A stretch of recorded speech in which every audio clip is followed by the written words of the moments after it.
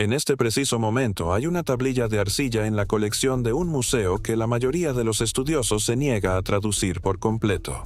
No porque esté dañada, no porque la escritura cuneiforme sea confusa, sino porque lo que describe no encaja con la historia que hemos acordado contar sobre el mundo antiguo. Forma parte de un conjunto más amplio de escritos sumerios que datan de hace entre 4.000 y 5.000 años. Y, enterrado entre sus líneas, entre los registros administrativos, las listas de reyes y los himnos de la creación que tanto les gusta citar a los historiadores, aparece algo que se parece menos a la mitología y más a un manual de vigilancia. Describe una clase de seres asignados para seguir a determinados seres humanos. No a todos los seres humanos, sino a personas específicas, desde el momento de su nacimiento hasta el momento de su muerte, observando, registrando, influyendo y, según algunas traducciones, decidiendo. Los sumerios tenían una palabra para ellos. En realidad, tenían varias. Y cuanto más detenidamente se examinan esas palabras, más inquietantes se vuelven sus implicaciones. Esto no es una teoría marginal. Las tablillas existen. Las traducciones existen. Lo que no existe es una conversación dentro de la corriente académica dominante sobre lo que estos textos dicen realmente cuando se leen sin el filtro de las interpretaciones aceptables. Así que vamos a leerlos. Vamos a examinar lo que los sumerios escribieron realmente sobre los seres que, según creían, seguían las vidas humanas como sombras. Veremos por qué algunas personas eran elegidas y otras no. Y plantearemos la pregunta alrededor de la cual los investigadores serios llevan décadas dando vueltas sin atreverse a formularla en voz alta. ¿Y si los sumerios no estaban escribiendo mitología? ¿Y si estaban escribiendo historia? Para comprender lo que describen estas tablillas, primero hay que entender qué era realmente Sumeria. La mayoría de la gente tiene una idea vaga de que Mesopotamia fue la cuna de la civilización. Lo aprendieron en la escuela. El creciente fértil, 2 ríos, el Tigris y el Éufrates, la primera escritura, las primeras ciudades. Y después, la lección continuó con otro tema. Los seres humanos pasaron aproximadamente 200.000 años como cazadores-recolectores, desplazándose, sobreviviendo y sin construir nada permanente. Entonces, en una región que actualmente forma parte del sur de Irak, apareció una civilización que ya sabía hacer cosas cuyo desarrollo debería haber requerido miles de años. Tenían una lengua escrita, tenían matemáticas, tenían conocimientos astronómicos lo suficientemente sofisticados como para seguir los ciclos planetarios. Tenían códigos jurídicos y textos médicos que describían procedimientos quirúrgicos. Tenían una arquitectura construida de acuerdo con principios geométricos. Tenían redes de irrigación capaces de alimentar a cientos de miles de personas. Y tenían una teología extraordinariamente detallada que describía, con la precisión de un documento técnico, exactamente de dónde creían que procedía la humanidad, quién dirigía la operación y con qué propósito. Los seres situados en el centro de esa teología eran los Anunnaki. La palabra suele traducirse como algo parecido a los de sangre real o los que descendieron del cielo a la tierra. Dependiendo del investigador al que se consulte y del periodo de la escritura sumeria que se examine, los Anunnaki son descritos como dioses, creadores, gobernantes, ingenieros genéticos y administradores de una operación que abarcaba tanto los cielos como la tierra. No constituyen un panteón sencillo. No son figuras sobrenaturales intercambiables, como los dioses de culturas posteriores, cuya función principal consistía en explicar el clima o las cosechas. Los Anunnaki aparecen descritos con funciones específicas, jurisdicciones específicas, relaciones específicas entre ellos y relaciones específicas con los seres humanos que crearon. Una de esas relaciones específicas es la que las tablillas describen como una asignación individual. El concepto sumerio que necesitamos comprender comienza con la palabra lama, escrita en ocasiones como lamasu y otras veces como shedu, término procedente de la tradición acadia que absorbió y continuó el pensamiento religioso sumerio. No se trata de figuras secundarias situadas al fondo de la cosmología sumeria. Son fundamentales para entender cómo concebían los sumerios la relación entre la administración divina y las vidas humanas individuales. La traducción académica convencional de Lama o Lamassu es espíritu protector y, algunas veces, espíritu guardián. Esa traducción no es exactamente incorrecta, pero resulta tan incompleta que elimina casi todo lo que vuelve extraño y significativo al concepto.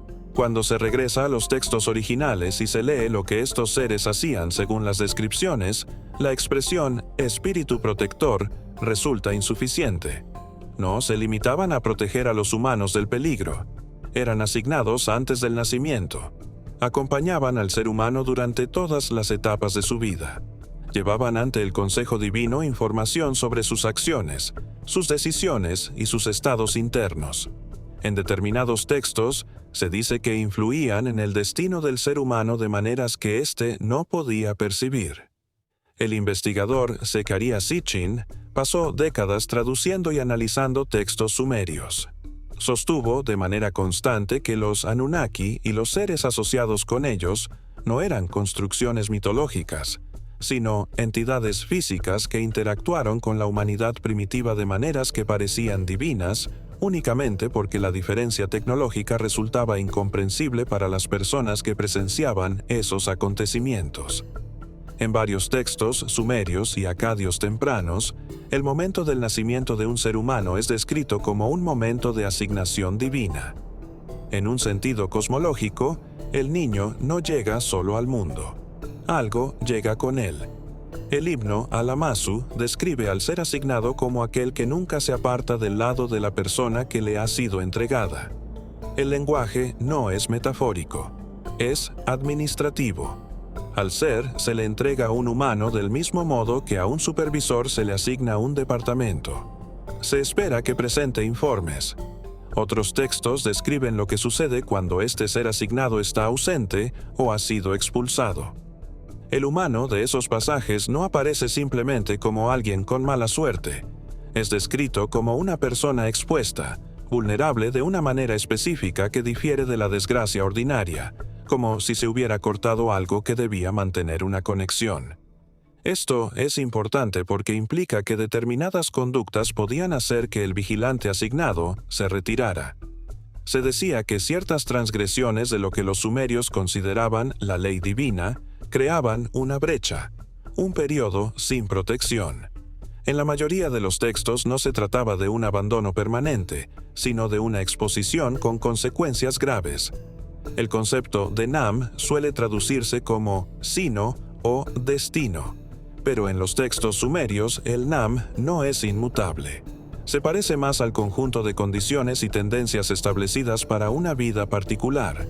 Puede modificarse, puede apelarse. Antes de continuar, necesito detenerme un momento, porque lo que voy a contarles a continuación se vuelve considerablemente más oscuro. Hace algún tiempo comprendí que una parte de esto no puede explicarse por completo en el formato de un video. La decodificación completa de los 12 códigos, los números de las tablillas, los pasajes traducidos y la fecha astronómica que especifican hasta el grado exacto, lo reuní todo en un documento escrito. El enlace se encuentra abajo. Ahora continuemos. La entidad que intervenía más directamente en la gestión del Nam de una persona era el ser asignado que la acompañaba desde el nacimiento. Existen textos en los que los seres humanos presentan ofrendas, no a los grandes dioses, sino específicamente a su ser asignado. Intentan comunicarse con aquello que los sigue como una sombra, influir en sus informes y tratarlo como un intermediario entre su vida cotidiana y el poder que supervisa su existencia. Piensen por un momento en lo que eso significa. Los sumerios construyeron una práctica religiosa basada en la suposición de que cada ser humano tenía una entidad no humana asignada personalmente.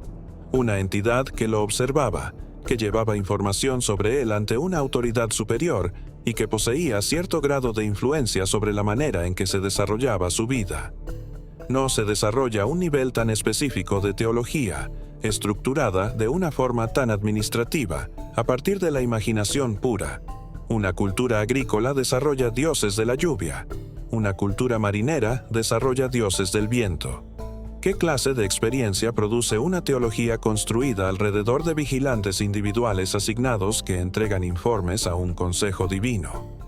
Enki es una de las figuras más importantes de todo el panteón sumerio. Es descrito como el diseñador del modelo humano, el que lo modificó. También es la figura presentada más directamente como alguien que se preocupaba por los seres humanos individuales de una manera en que los demás Anunnaki principales no lo hacían. En la historia de Atrahasis, la narración sumeria del diluvio que precede y casi con toda seguridad influyó en el relato bíblico posterior, Enki hace algo que sus compañeros Anunnaki no aprueban. Advierte a un ser humano específico. Le entrega información a una persona, información que cambia el curso de la vida de ese individuo y, finalmente, permite la supervivencia de la humanidad como proyecto. El texto indica expresamente que aquello no debía suceder.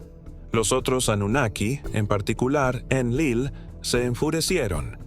Existía un acuerdo dentro del Consejo Divino según el cual los humanos no debían recibir determinada información. Enki incumplió ese acuerdo debido a lo que el texto describe como su apego hacia los seres humanos que había ayudado a crear. Lo relevante es la naturaleza de la comunicación. Enki no se presenta directamente ante Atrahasis. Se comunica mediante un intermediario, a través de la pared de una casa de juncos en el célebre pasaje, que la mayoría de los investigadores interpreta como una metáfora del canal indirecto representado por el vigilante asignado. El conducto por el cual determinados seres humanos recibían información, orientación y advertencias era el ser asignado. No eran los grandes dioses, descritos como figuras lejanas y frecuentemente indiferentes debido a su escala cósmica, sino el intermediario personal, el que siempre estaba presente. Las tablillas no presentan a todos los seres asignados como iguales. Existen referencias a personas que poseían lo que podría traducirse como un gran Lamassu o un Shedu poderoso. Los humanos descritos como poseedores de esta forma elevada de vigilancia asignada no estaban distribuidos al azar. Eran dirigentes, sacerdotes, constructores y videntes. Eran los individuos a través de los cuales se producían grandes transformaciones en la civilización humana. La Lista Real Sumeria, uno de los documentos más analizados de la historia antigua, afirma que los primeros gobernantes reinaron durante periodos imposiblemente largos, de miles de años en algunos casos. Los estudios académicos convencionales lo descartan como algo simbólico, como una manera de representar la grandeza o la legitimidad, en vez de periodos de tiempo reales. Pero, ¿y si los reinados prolongados de la lista real no describieran a seres humanos individuales? ¿Y si describieran periodos de administración directa? Periodos durante los cuales los propios Anunnaki, o sus representantes humanos más directamente asignados, administraban la civilización de una manera que no pudo mantenerse durante la etapa posterior de gobierno exclusivamente humano. La propia Lista Real respalda esta interpretación de una manera que rara vez se comenta, porque establece una línea divisoria muy clara. Existe un periodo anterior al diluvio y otro posterior. Antes del diluvio, los reinados son imposiblemente largos. Después del diluvio, comienzan a normalizarse. En los periodos más recientes se encuentran completamente dentro de los límites de una vida humana. ¿Qué cambió? Según las tablillas, después del diluvio se transformó la participación directa de los Anunnaki en los asuntos humanos. Los textos describen una especie de retirada, o, al menos, un distanciamiento. Los dioses dejaron de caminar entre los seres humanos como lo hacían en los relatos más antiguos. El sistema de administración se volvió más indirecto. Existe un texto conocido como el Lamento por la destrucción de Ur, que normalmente se estudia por su contenido histórico, pues documenta la caída de la tercera dinastía de Ur alrededor del año 2004 a.C. Y, efectivamente, documenta ese acontecimiento histórico. Sin embargo, Dentro del texto aparece algo que los historiadores suelen evitar. El lamento describe la partida de los seres protectores de la ciudad antes de que fuera destruida. Los vigilantes asignados no se limitaron a fracasar en su tarea de protegerla. Se dice que se marcharon porque recibieron instrucciones de hacerlo. Los dioses decidieron abandonar la ciudad, y el mecanismo de ese abandono fue la retirada de los vigilantes personales. El texto describe a los habitantes de Ur como personas repentinamente expuestas, que continuaban con sus vidas sin el acompañamiento cuya existencia desconocían hasta que desapareció. Las consecuencias, según las describe el lamento, son inmediatas y catastróficas. Eso es algo muy específico y extraño para incluirlo en un documento que, por lo demás, es histórico y político, a menos que describa algo que el autor consideraba literalmente verdadero, a menos que, de acuerdo con la concepción sumeria, la presencia y la ausencia de los vigilantes asignados fueran fenómenos reales y verificables, con consecuencias reales y verificables. Hablemos de los otros seres que formaban parte de este sistema. Los Lamassu y los Shedu no son las únicas entidades asignadas que describen los textos sumerios. También existe una categoría que funciona de manera diferente. No acompaña al ser humano como ayudante o vigilante, sino que aparece en momentos específicos, en encrucijadas, ante decisiones importantes y en la frontera entre la vida y la muerte. Los textos sumerios los denominan Gala, y los Gala no son figuras reconfortantes. Son descritos como seres procedentes del inframundo, del dominio de Ereshkigal. Son enviados a la superficie para recoger almas. No obstante, en algunos textos aparecen antes de la muerte, durante momentos de fracaso moral o de grandes transiciones. Se dice que no es posible negociar con ellos, sobornarlos ni apelar a ellos de la manera en que se puede apelar a los Lamassu. Mientras que el Lamassu aparece como un ser receptivo al humano que le ha sido asignado, como algo en lo que se puede influir mediante el comportamiento, las ofrendas y las oraciones, los Galas son descritos como indiferentes. Están cumpliendo una tarea, tienen una instrucción, y esa instrucción no contempla la negociación. Los Gala no comen alimentos, no beben agua y no reciben ofrendas. No experimentan placer, no experimentan tristeza. No son seres con la clase de interioridad que permite establecer una relación. En conjunto, estas dos categorías sugieren la existencia de un sistema organizado en niveles. Seres asignados para apoyar y vigilar al ser humano durante toda su vida. Y seres que sirven al mecanismo de rendición de cuentas y recogida en los momentos de transgresión moral o muerte. Funciones diferentes dentro de una misma estructura administrativa. La respuesta académica convencional sostiene que se trataba de un panteón de deidades inventadas por los primeros seres humanos para explicar las fuerzas naturales, generar cohesión social y establecer la autoridad de los sacerdotes y los reyes. Esta es la explicación que encaja cómodamente dentro de los marcos existentes sobre la manera en que las civilizaciones humanas desarrollan sus sistemas de creencias. La mitología surgida de la imaginación humana pura tiende hacia lo universal. Los arquetipos del sol, la tormenta, el inframundo, la madre y el guerrero. Estos aparecen en culturas que no tuvieron contacto entre sí porque están arraigados en experiencias, música, humanas universales. La teología sumeria no tiene ese aspecto. Parece otra cosa. Parece documentación. Los Anunnaki tienen nombres específicos, funciones específicas, disputas específicas entre ellos y relaciones específicas con determinados aspectos del desarrollo humano. Todo ello se lee más como un registro organizativo que como mitología. Enki no representa la sabiduría de manera abstracta, como Atenea en los mitos griegos. Es descrito como alguien que diseñó genéticamente al ser humano, discutió sus especificaciones ante un consejo e introdujo modificaciones a las que se opusieron otros miembros del consejo.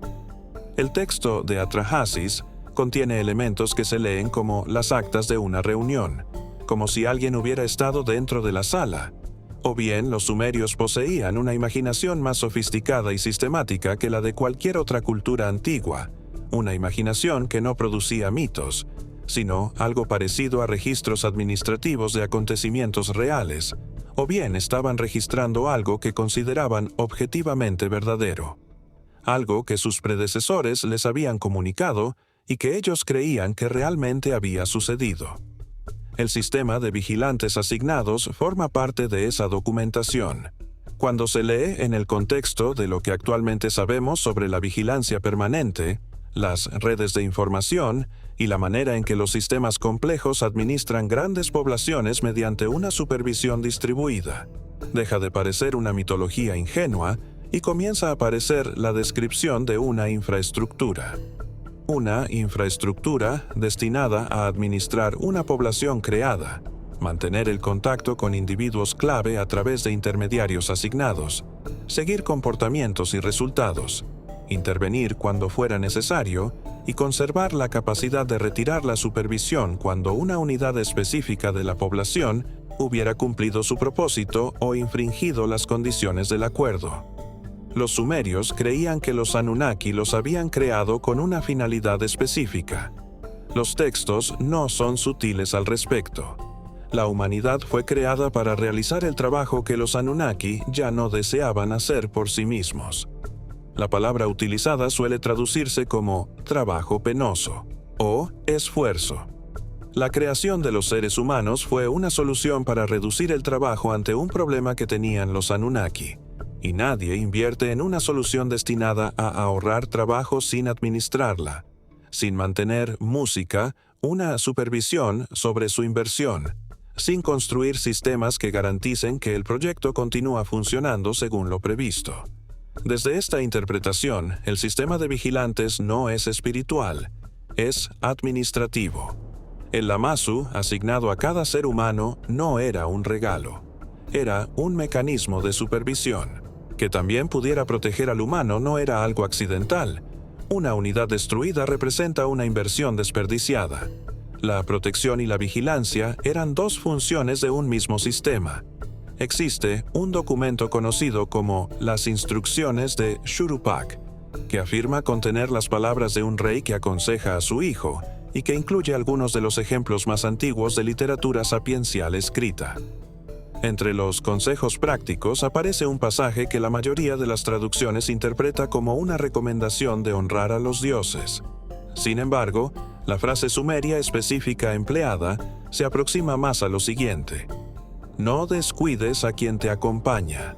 No lo enfurezcas pronunciando falsedades.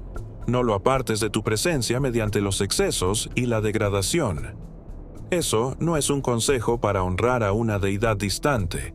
Es un consejo para administrar la relación con algo físicamente presente, algo que responde a tu conducta, algo que puede alejarse debido a determinadas acciones.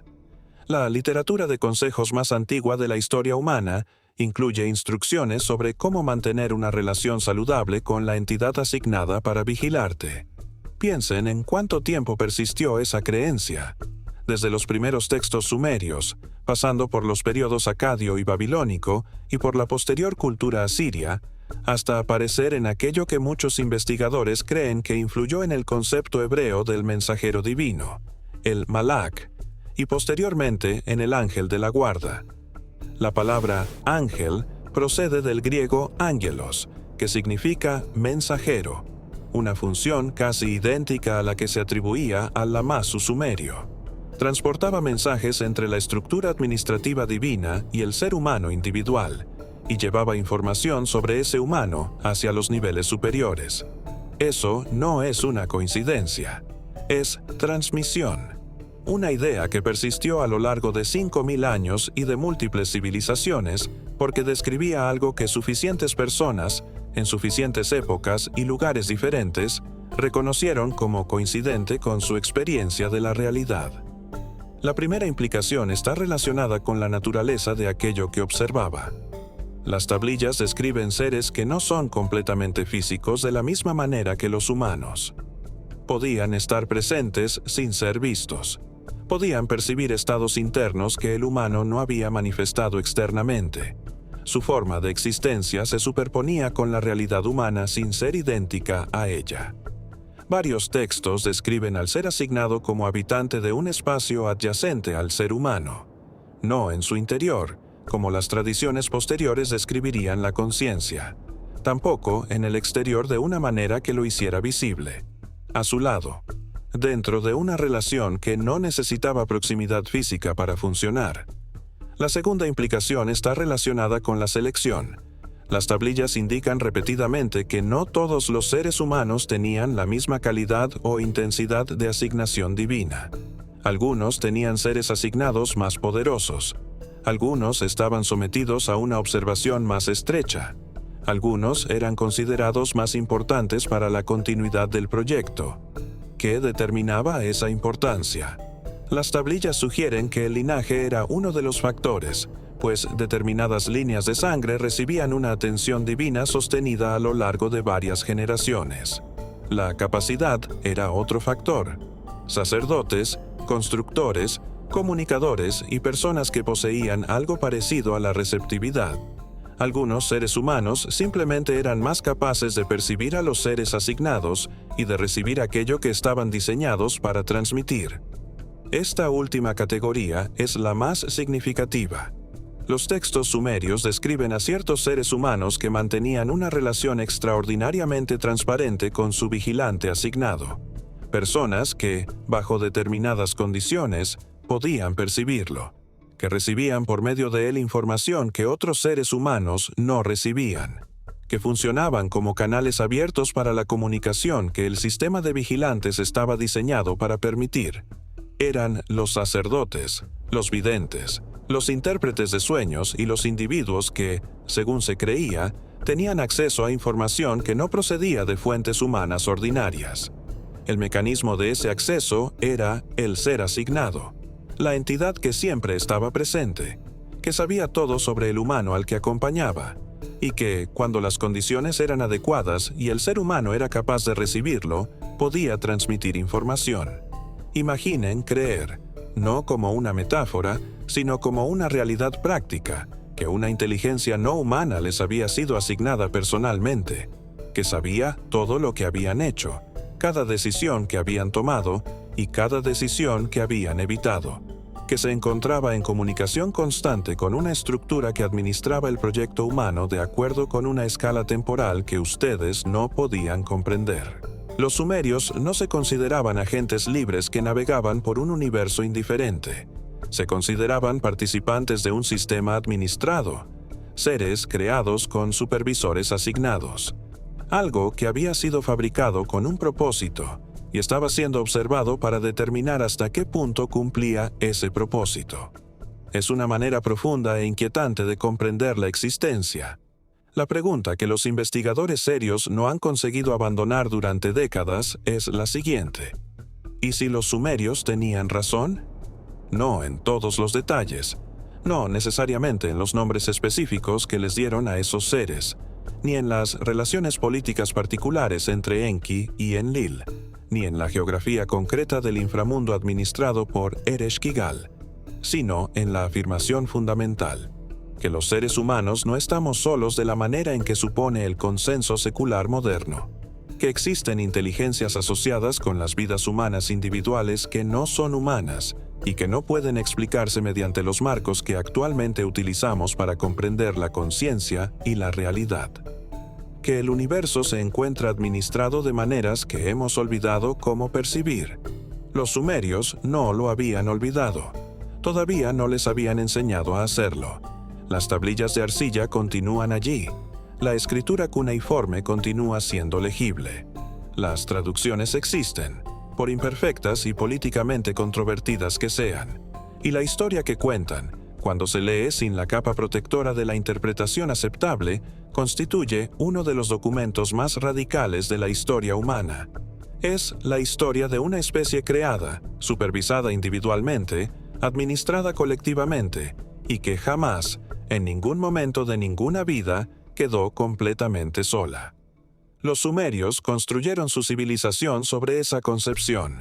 Construyeron sus templos, sus sacerdocios, sus sistemas jurídicos, sus observatorios astronómicos, y toda su manera de organizar la vida humana alrededor de la realidad de esa relación.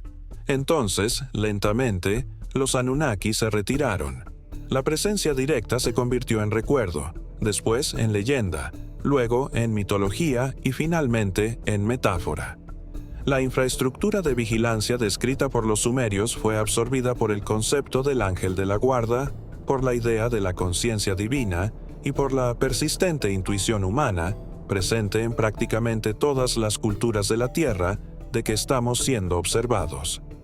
Esa intuición no surgió de la nada. Las intuiciones con semejante profundidad y universalidad no surgen de la nada, o están integradas en la conciencia humana por razones que la biología evolutiva no puede explicar, o son recuerdos, conocimientos residuales de algo que fue real. Las tablillas sumerias son el lugar donde sobrevivieron los detalles específicos, el lugar donde alguien los escribió antes de que pudieran perderse por completo. Y lo que escribieron fue lo siguiente: nunca estuviste solo. Desde el momento en que llegaste a este mundo, algo llegó contigo, algo que te conocía por completo, algo que presentaba informes, algo que podía ayudarte o apartarse de ti, dependiendo de las decisiones que tomaras, algo que no podías ver, pero que era tan real como la arcilla sobre la cual fueron grabadas estas palabras. Los sumerios lo llamaban Lamassu. Las culturas posteriores lo llamaron de otras maneras. Durante los últimos siglos hemos aprendido a no llamarlo de ninguna forma.